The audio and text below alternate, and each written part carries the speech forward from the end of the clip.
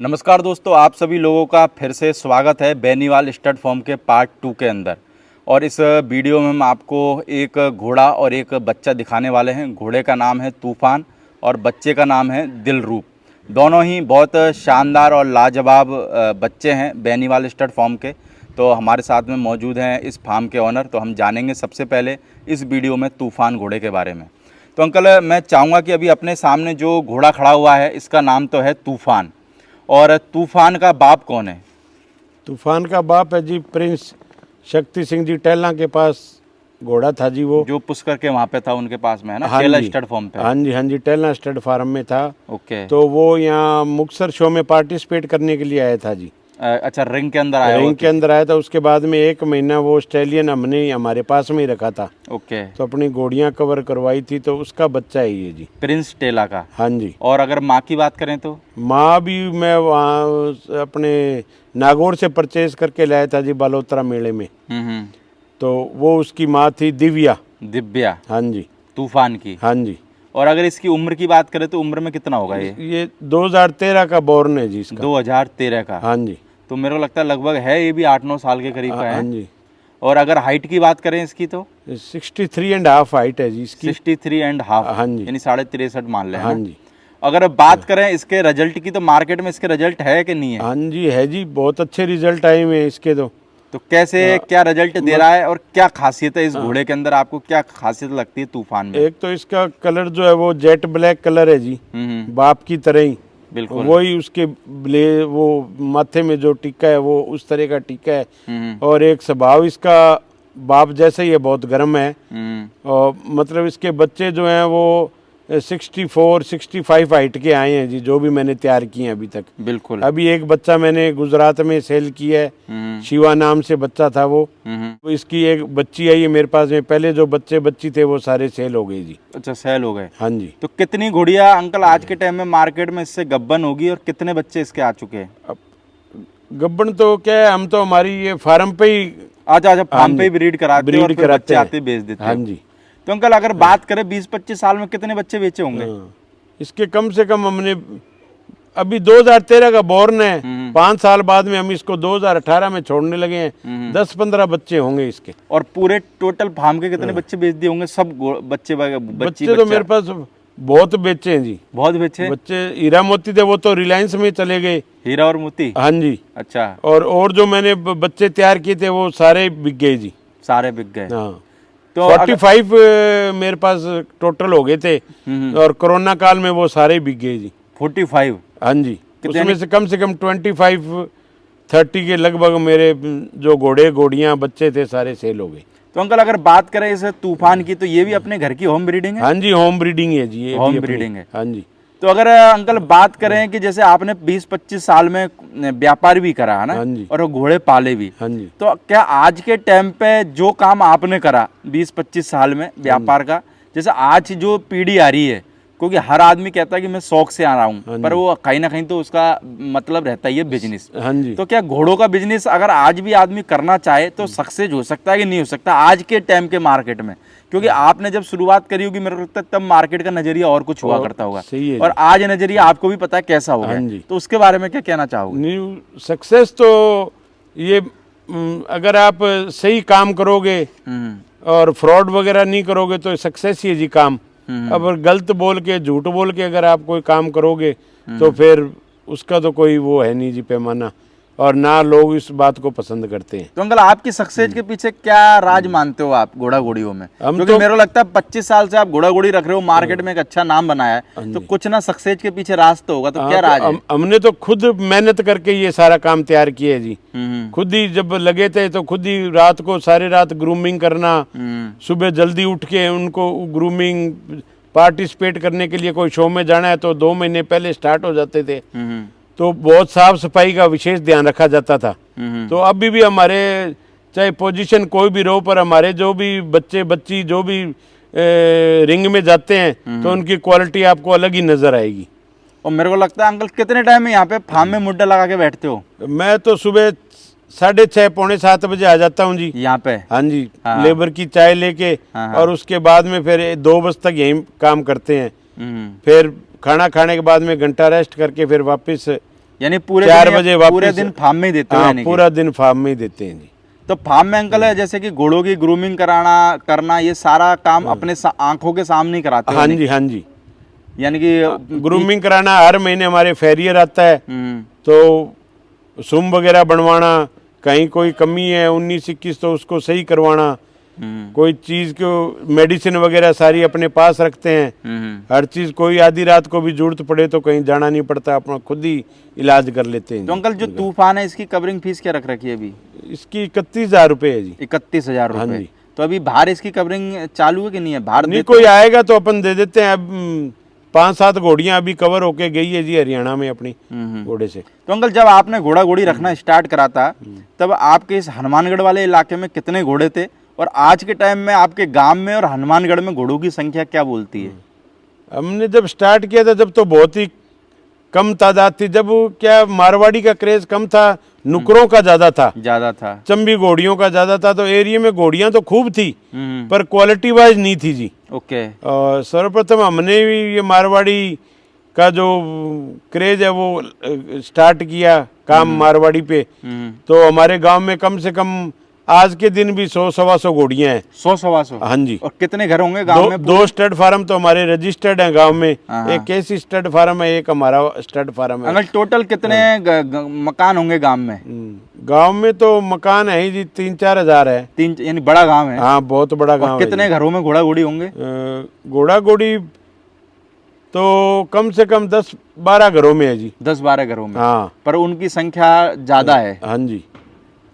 मेरे को लगता है आप मेला लगवाते उससे भी घोड़ा घोड़ियों का क्रेज लोगों में बढ़ता होगा। हाँ जी, बढ़ता है। मेले का, हमारे हनुमानगढ़ मेले के बाद में 12-13 घोड़ियां हमारे गांव में और परचेज करके ले आए लोग जी। ये नए बंदे? हाँ, नए आदमी जुड़ ही रहे हैं जी इसमें। यानी कि कारवा धीरे धीरे बढ़ रहा है? बढ़ रहा है जी। मेरे को लगता है कुछ टाइम बाद, अगर आज से 5-10 साल बाद जाके देखेंगे तो मेले में अगर घोड़ा घोड़ी आपके गांव के पहुंच जाएंगे तो भी मेला लग जाएगा। हाँ जी, वो तो है ही जी। पर मेले में तो सभी एरिया के, यहाँ हरियाणा से, पंजाब से, सब जगह से आते हैं लोग। सभी जगह से, इंटीरियर राजस्थान से भी, तो सभी जगह से पार्टिसिपेट करते हैं। गंगानगर जैसे आपने घोड़ा घोड़ियों में तो नाम अच्छा कमाया भी, और मेरे को लगता है कि जैसे खेती बाड़ी के उसमें भी मैंने पिछले दिन शायद पोस्ट देखी थी, गवर्नमेंट से कुछ पुरस्कार, तो वो क्या चीज था उसके बारे में भी जरा बताएं। पशुपालन में भी मैं डिस्ट्रिक्ट में मेरा प्रथम स्थान रहा था जी। अच्छा, 2 बार मैं प्रथम आया हूँ। ओके। और जयपुर मेरे को सम्मानित किया गया था कृषि के लिए कि कृषि और पशुपालन दोनों ही उसमें था जी। ओके। और एक बार मैंने राजस्थान स्टेट का प्रतिनिधित्व किया था, दिल्ली पूसा इंस्टीट्यूट में मेरे को सम्मानित किया गया था जी, घोड़ों के लिए। अच्छा, घोड़ों के लिए? हाँ जी। तो ऐसा ही नहीं है कि बालियान एग्रीकल्चर मिनिस्टर होते थे, उन्होंने सम्मानित किया था जी। ऐसा यानी ऐसा बोल सकते हैं घोड़ों में ही नहीं, घोड़ों के अलावा खेती में और पशुपालन में भी बहुत बड़ा नाम बनाया है। खूब अच्छी रुचि रखते हैं जी। खेती बाड़ी भी हम खुद ही काश्त करते हैं, और पशुपालन का काम भी जो है। कितनी खेती होगी सर अंकल अपने पास में? अपने पास है जी कम से कम 6-6.5 मरबा है। मरबा? हाँ जी। मरबा का बीघा 25 में? बीघा होती है। अच्छा, 25 बीघा। हाँ जी। ओके। तो अभी खेतों में क्या हो रहा है? खेतों में अब गेहूं की फसल है जी। अच्छा, गेहूं की? गेहूं है, चना है, आलू है। तो अभी गेहूं कट गए या कटेंगे? नहीं जी, कटेंगे अभी तो, अप्रैल में जाके कटेंगे गेहूं। अप्रैल में जाके? हाँ जी। तो अंकल अगर बात करें, अभी हमारे सामने एक और दूसरा बच्चा खड़ा हुआ है, इस बच्चे का नाम क्या है? इस बच्चे का नाम दिलरूप। हाँ, दिलरूप। ये सन्नी जो रनिया है उनका जो दिलबाग घोड़ा है उसका वो बच्चा है जी। अच्छा, दिलबाग घोड़े का बच्चा है जी। और अगर माँ की बात करें तो? माँ उसकी वो ब्लू कलर वाली जमुना उसकी माँ है जी। वो जो आपके पास में ही है? हाँ जी। अभी वो 24-24.5 महीने का हुआ है जी। 24-24.5 विथ स्केल है जी। तो अब ये भी अपने घर की होम ब्रीड है? हाँ जी, ये भी अपनी होम ब्रीड है जी। होम ब्रीड है? हाँ जी। तो अंकल होम ब्रीड पैदा करके बेचना ज्यादा आसान है या मार्केट से खरीद के बेचना ज्यादा आसान रहता है? यानी क्वालिटी की बात करें तो अपन? नहीं, क्वालिटी तो जो आप घर पे तैयार करोगे वही अच्छी बनेगी जी। बेच के पैसे के बलबूते पर तो आप कुछ भी कर सकते हो। भी ले आए, उनको खरीद लिया, या आप उससे आप कोई ब्रीडर नहीं कहलाओगे जी। मेरे को लगता है बनाना मुश्किल है। हाँ, ब्रीडर तो वही कहलाएगा जो घर पे तैयार करेगा, घर पे उसकी देख रेख करके, उसको बड़ा करके, पैदा करके घर पे फिर उसको कोई मार्केट में भेजेगा तब वो बड़ा कहलाएगा। अंकल कितने स्टेलियन और कितने बच्चे 20-25 साल में पैदा कर दिए होंगे और बेच दिए होंगे, यानी कि एक मोटा मोटा हिसाब पूछे तो? 4-5 स्टैलियन मैंने सेल कर दिए जी। और बच्चों की कोई गिनती नहीं है, बच्चों की कम से कम 25-30 बच्चे होंगे जी जो पैदा करके और बेच दिए होंगे। हाँ। मेरे को लगता है कि ये थोड़ा बहुत आंकड़ा ऊपर नीचे भी हो गया होगा, हो तो सकता है जी, क्योंकि बच्चियां भी बेची है जी। बच्चे भी बेचे हैं, बच्चियां भी बेची है, घोड़ियां भी बेची है, तो टोटल 50 से ऊपर चले गए जी। पर वो कि आदमी हिसाब थोड़ी लगाता है। हाँ। अब आपको ये थोड़ी पता होगा कुछ कि अच्छी चीजें मैं परचेज करके भी लाया हूँ जी। हाँ। धीरे धीरे सुधार चलता ही रहता है ये तो। अंकल जैसे कोई मेला लगता है, कभी कभार घूमने घामने के हिसाब से भी चले जाते हो कि कभी कुछ मिल जाएगा तो ले आएंगे? हाँ, ले आते हैं जी। अच्छी चीज कोई खड़ी हो, मिल गई, रीजनेबल प्राइस में मिल गई तो ब्रीडिंग के लिए ले आते हैं। तो मेन मोटिव अपना ब्रीडिंग का है, तो अच्छी घोड़ी ले आएंगे तो ब्रीड करेंगे। तो अंकल जैसे आप घोड़ी जब ब्रीड करवाते हो हाँ जी। तो कैसे घोड़ी के ऊपर छुड़वाते हो, यानी कैसे क्या देख लेते हो कि भाई हमारी घोड़ी में क्या है और घोड़े में क्या है, तो कैसे क्या कुछ ब्रीडिंग के बारे में बताओ। जैसे आपने इतने बच्चे पैदा करे तो लोगों को भी थोड़ा सा आइडिया लगे। हाँ। जैसे कोई हाइट वाइज घोड़ा है और अपनी घोड़ी थोड़ी हाइट में कम है तो उसको हाइट वाला घोड़ा दिखा देते हैं। कान कून की भी देखते हैं, ब्लेज वगैरह देखते हैं, तो वो कुछ कमी घोड़ी में होती है, कुछ कमी घोड़े में होती है, तो वो पूर्ति हो जाती है उससे जी। अगर घोड़ी के कान बढ़िया हैं, घोड़े के कान स्ट्रेट हैं, तो वो क्या पता उससे दोनों के मिक्स से कुछ बीच का निकल आएगा तो भी वो बढ़िया बन जाएगा जी। बिल्कुल, ये बात है। तो यानी कि कान वगैरह और वो यानी बहुत सारी बॉडी स्ट्रक्चर वगैरह, नेक की जो लेंथ है वो देखी जाती है। तो अंकल आप भी कभी कभार ऐसे देख लेते हो कि जैसे आज के टाइम में मान के चलो मेरे पास में एक घोड़ी है, उस पे मेरे को कोई सा भी घोड़ा, अच्छा घोड़ा जिसकी फीस आज 1-1.5 लाख रुपए, वो छुड़वाना है, पर नाम किसी का नहीं लेंगे। हाँ जी। मान के चलो वो हो सकता है कि वो घोड़ा उस घोड़ी पे सेट ही नहीं बैठता हो। हाँ, होता है कई बार ब्लड नहीं मिलता जी। पर आदमी उस घोड़े के नाम की वजह से उस घोड़ी पे छुड़वा लेता है, फिर बच्चा अच्छा नहीं आता, तो ये भी कारण हो सकता है। हाँ, होता है जी, कई बार घोड़े का ब्लड आपस में मिलता नहीं है, उसकी वजह से कई कॉम्प्लिकेशन आ जाते हैं, तो वो बच्चा वो जो अपन चाहते हैं उस तरह का बन नहीं पाता है जी। तो अंकल घोड़ों में अगर कोई बंदा आ रहा है तो कितने टाइम धैर्य रखे वो, क्योंकि मेरे को लगता है घोड़े तसल्ली वाला काम है, आए और आते ही दुकान चालू हो जाए ऐसा तो है नहीं है। नहीं, ये तो काम ही सारा धैर्य का है जी। जिसमें धैर्य न है वो इस काम में कामयाब भी नहीं होता है जी। और मेरे को लगता है कि धैर्य का ही पेशेंस तो रखना पड़ेगा जी आपको। और मेरे को लगता है पैसेंस का ही परिणाम है कि इतनी सिल्डे आज आपने। हाँ जी, हाँ ये जी, पैसेंस का ही परिणाम है। जहाँ भी मेले में जाते हैं तो अपन तो अपनी स्पोर्ट्समैनशिप दिखाते हैं जी। किसी से झगड़ा नहीं, किसी से कुछ नहीं, जो रिजल्ट आ गया तो उसी रिजल्ट पे अपन खुश हैं जी। कभी कभार अंकल लगता है कि यार अपने साथ गलत हो गया, दिल में थोड़ा सा आ जाता है क्या? पता सब कुछ होता है हमें क्यों, हमें इतने साल हो गए, पता सब कुछ होता है, पर अपन को कहने से क्या फायदा है जी। यानी कोई पागल तो अपन बढ़ा ही नहीं सकता। 25 साल हो गए, जो ने रिजल्ट दे दिया वो अपन को सर्वमान्य है, उसमें कोई। कभी कभार अंकल दिल में थोड़ा सा गुस्सा आता है क्या? नहीं, गुस्सा नहीं होता, पर अगर वो समझे भी ये हमने ऐसे कर दिया तो वो हमें समझ आ जाती है जी। हर बात की हमें नॉलेज है, पर एक बोलते अंकल नहीं। थोड़ा सा आपने साल भर मेहनत करी है तो उसका वो आता होगा यार, अपन ने इतनी मेहनत करी, हमारा घोड़ा डिजर्व करता था पर दिया नहीं। तो थोड़ा सा आदमी को रहता तो है दिल में, रहता तो है, पर कोई आदमी बोल देता है, कोई पी लेता है। नहीं, हम तो पीने वालों में से ही हैं जी बोलते नहीं है।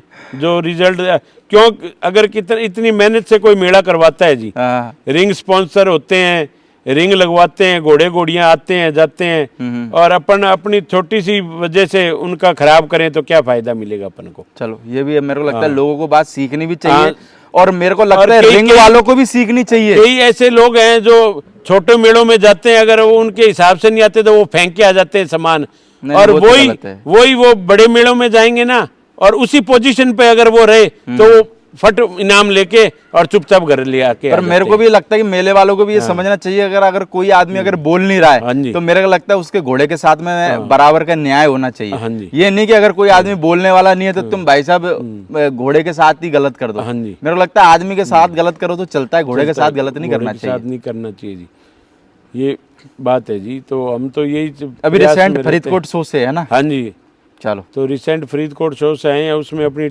तीत कैटेगरी में जो मोरनी जो है विनर बनी वो थी, फर्स्ट पोजीशन पे रही जी। और उसके बाद में ब्रूडमेयर कैटेगरी में एक ब्रूडमेयर अपनी 4th पोजीशन पे रही, एक 5th पोजीशन पे रही। कितने लेके गए थे अंकल टोटल? तीन लेके गए थे। तीनों रिंगों में लगाए? हाँ जी, तीनों रिंगों में डाले। फिर कुछ कार्य वजह, वरना मेरा स्टैलियन भी जाता, ये मिल्क टीथ कैटेगरी में मैं बच्चा भी डालता, पर इतने वहाँ पर ले संभालने जाना करने मुश्किल हो जाता है जी। चलो ये इसमें वजह आपने दोस्तों इस वीडियो में देखा तूफान और दिलरूप घोड़ा। बाकी हम आपको अगले पार्ट में दिखाएंगे फार्म की जो एक घोड़ी है मोरनी, बहुत लाजवाब घोड़ी है और रिसेंट में ही फरीदकोट शो में विनर भी बनी है। तो वो घोड़ी हम आपको अगले पार्ट में दिखाएंगे। Okay, thank you uncle. Thank you ji, बहुत बहुत धन्यवाद आपका प्रदीप जी।